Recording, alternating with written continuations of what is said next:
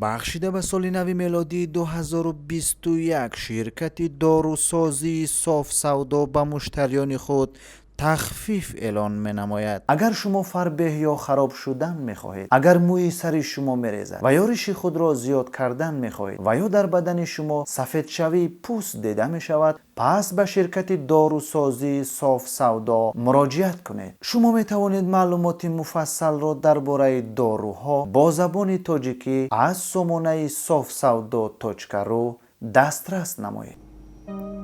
ҳунарманди халқии ҷумҳурии Тоҷикистон, яке аз маҳбубтарин овозхони тоҷик, Қурбоналӣ Абдуллоев рӯзи 11 январ дар синни 57 солагӣ аз бемории коронавирус COVID-19 дар шаҳри Душанбе даргузашт. бояд қайд кард, Қурбоналӣ Абдуллоев давоми 2 моҳи охир дар бемористон ва зери дастгоҳи нафасдиҳии сунъӣ қарор дошт. яке аз пайвандони овозхон низ гуфт, ӯ дар шифохонаи касалиҳои сироятӣ дар маҳаллаи Зарафшони шаҳри Душанбе бистарӣ буд. маросими дафни овозхон 12 январ дар шаҳри Ваҳдат баргузор мегардад. табибон мегуфтанд, бо вуҷуди он ки Қурбоналӣ Абдуллоев марҳилаи вазнини бемориро гузашта буд, вале ҳолаш сангин буд. 2 ҳафтаи охир дар ҳуҷраи эҳё қарор дошт.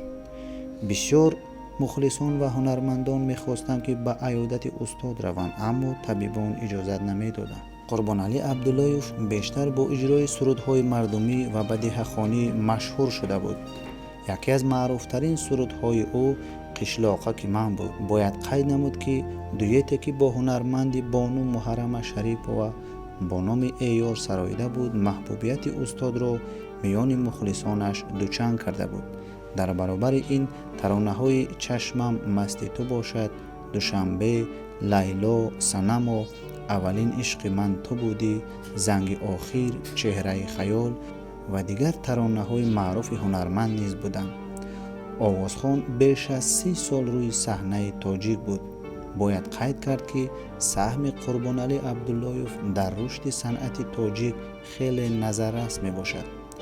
ӯ то соли 2014 дар ансамбли дарёи Кумитаи телевизион ва радиои назди ҳукумати ҷумҳурии Тоҷикистон фаъолият карда, баъдан ба шаҳри Краснодари Русия кӯчид, ҷое ки наздиконаш кору зиндагӣ мекарданд. соли пеш ба Тоҷикистон омад, аммо бо сабаби баст будани марзҳо ва густариши бемории коронавирус дигар ба Россия рафта натавонист. чанд моҳ қабл баъзе аз расонаҳо хабар доданд, ки Қурбоналӣ Абдуллоев тарки овозхонӣ кардааст ва худи ӯ низ дар ин бора дар саҳифаи фейсбукаш чунин навишта буд: имрӯз 12 майи соли 2020 банда ба қароре омадам, ки саҳнаи калон ва ҳунари овозхониро тарк намоям. қарорам қатъист. аз ҳама азизону ҳамкасбон ва мухлисон ташаккур мекунам. дар ин муддати умр аз нафароне ки озорашон додам бисёр узр металабам. умед дорам, ки дар моҳи шарифи Рамазон ва даҳаи мағфират маро мебахшед. боқӣ Аллоҳ нигаҳбонатон. бори охир ӯ моҳи октябри соли 2020 дар бораи марги фоҷиабори оҳангсози маъруф Диловари Зуҳуриён бо Радиои Озодӣ суҳбат карда буд. боз як бузурги дигар моро падруд гуфт. пеш аз ҳама инсони дар асл поку самимӣ, оқилу хоксор, устод Қурбоналӣ Абдуллоев, ҳунарпешаи шоистаи ҷумҳурии Тоҷикистон, дар мубориза бо вабои COVID-19 мағлуб шуд, вале номи ӯ ва садои дилнишини ӯ ҳамеша ғолиб хоҳад монд.